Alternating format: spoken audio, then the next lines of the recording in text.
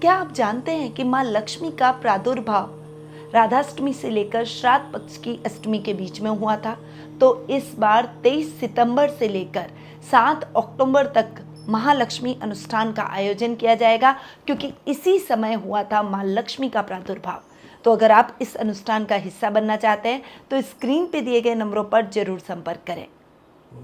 नमस्कार, सुस्वागतम, वेलकम। मैं निधि शुमाली आपके अपने इस YouTube चैनल में आप सभी का स्वागत करती हूँ। आज मैं आपके सामने सूर्य के राशि परिवर्तन की जानकारी लेकर उपस्थित हुई हूँ। अब तक सूर्य अपनी खुद की राशि सिंह में स्वग्रही होकर विराजमान थे और 17 सितंबर को सूर्य चले जाएंगे अपनी मित्र राशि कन्या में और फिर वहीं पूरे माह विराजमान रहने वाले हैं। यानी ये रहेगी सूर्य की कन्या संक्रांति। सूर्य को ग्रहों के राजा के रूप में हम देखते हैं और सूर्य आत्मा कारक और संसार पालक ग्रह माना गया है। राजा सूर्य 17 सितंबर को राशि परिवर्तन दोपहर 1:42 पर करेंगे और कन्या राशि में प्रवेश कर जाएंगे। सूर्य का ये जो राशि परिवर्तन है ये 30 दिनों तक रहेगा।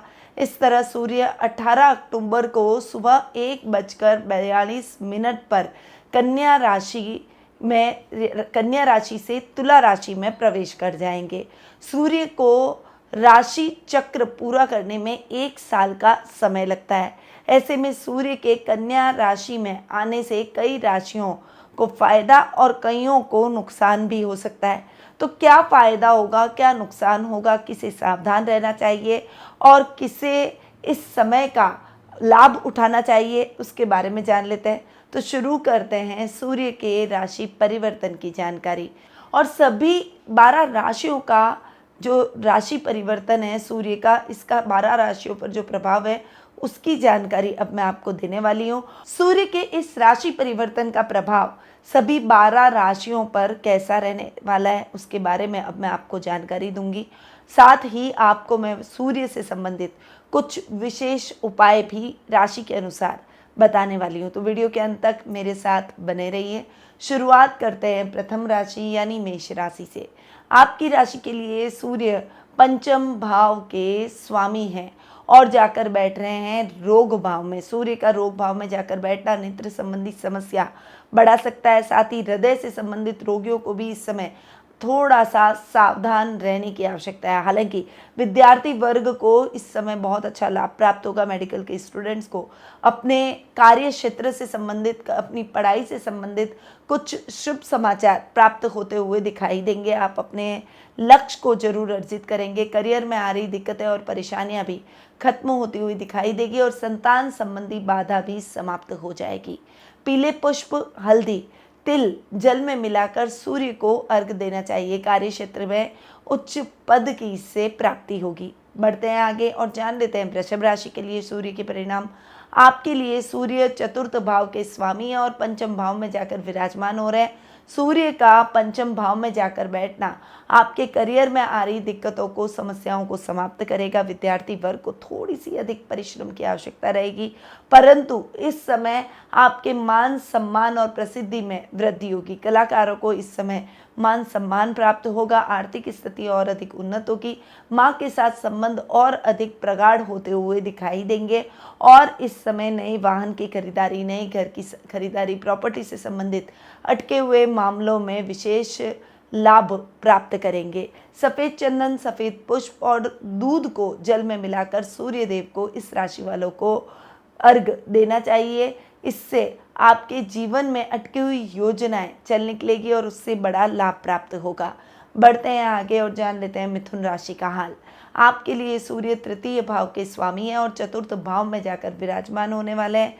यहाँ पर सूर्य का चतुर्थ भाव में जाकर बैठना आपके बल और पराक्रम में वृद्धि करेगा। भाई बहनों के साथ आपके संबंधों को और अधिक मजबूत करेगा। आपकी डिसीजन मेकिंग और अधिक स्ट्रांग होगी। इंटरनल पावर और अधिक मजबूत होती हुई दिखाई देगी।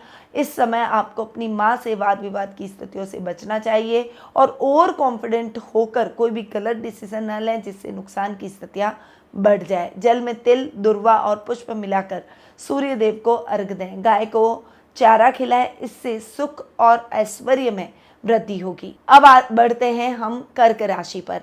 कर्क राशि वालों के लिए सूर्य द्वितीय भाव के स्वामी है और तृतीय भाव में जाकर विराजमान हो रहे हैं। यहाँ पर सूर्य का तृतीय भाव यानी पराक्रम भाव में जाकर बैठना आपके बल और पराक्रम में वृद्धि करेगा। भाई बहनों के साथ आपके संबंधों को और अधिक मजबूती देता हुआ दिखाई देगा। घर के बड़ों का आशीर्वाद, कुटुंब में मान सम्मान आप इस समय प्राप्त करेंगे। रोजमर्रा के कार्यों में धन लाभ की स्थितियां बढ़ती हुई दिखाई देगी। पावर और पोजीशन इस समय आपकी बढ़ती हुई दिखाई देगी और कोई बड़ी अपॉर्चुनिटी आपको इस समय अपने वर्क प्लेस पर प्राप्त होगी। जल में दूध, चावल, तिल मिलाकर सूर्य देव को अर्घ दें। ग्रह कलह, संघर्ष और व्यवधान में कमी आएगी।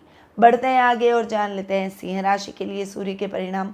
आपके तो राशि स्वामी ही सूर्य है और आपके राशि स्वामी अब तक तो आपकी खुद की राशि में बैठे थे और अब चले जाएंगे आपके द्वितीय भाव में। राशि स्वामी का अपने से एक घर आगे जाकर बैठना आपके लिए बहुत ही अच्छा रहने वाला है। डिसीजन मेकिंग स्ट्रांग होगी। कोई भी कार्य आप बहुत स्ट्रांगली अपना पॉइंट ऑफ व्यू रखते हुए उस कार्य को पूर्ण करते हुए दिखाई देंगे। सामाजिक मान सम्मान, यश, कीर्ति चारों तरफ बढ़ती हुई दिखाई देगी। इस समय आध्यात्मिक कार्यों में आपका मन अधिक लगेगा। वहीं आप अगर जॉब कर रहे हैं या गवर्नमेंट जॉब कर रहे हैं तो उसमें आपके कार्यों को प्रशंसा मिलेगी और आपको इस समय ख्याति प्राप्त होती हुई दिखाई देगी। जल में कुमकुम, लाल पुष्प तथा तिल डालकर सूर्य देव को अर्घ दें। कार्यस्थल पर उन्नति प्राप्त होगी। बढ़ते हैं आगे और जान लेते हैं कन्या राशि के लिए सूर्य के परिणाम। आपके लिए सूर्य द्वादश भाव के स्वामी हैं और आकर बैठ गए हैं आपकी खुद की राशि में। सूर्य अपनी मित्र राशि में बैठे हैं, इसीलिए आपको बहुत अच्छा लाभ पहुंचाएंगे। इस समय खर्चों में कमी आएगी, इस समय शत्रुओं में भी कमी आएगी। इस समय आपकी डिसीजन मेकिंग स्ट्रांग होती हुई दिखाई देगी। आपके परिवार से आपके संबंध और अधिक मजबूत होंगे। सामाजिक मान सम्मान में बढ़ोतरी होगी, आपका कद बढ़ेगा और इस समय शत्रु भी आपसे मित्रता करने का प्रयास करेंगे। तिल, दुर्वा और पुष्प डालकर आपको सूर्य देव को अर्घ देना चाहिए। इससे आपको शुभ समाचारों की प्राप्ति होगी। तुला राशि वालों के लिए सूर्य के परिणाम जान लेते हैं। तो आपके लिए सूर्य एकादश भाव के स्वामी हैं और जाकर बैठ रहे हैं द्वादश स्थान में।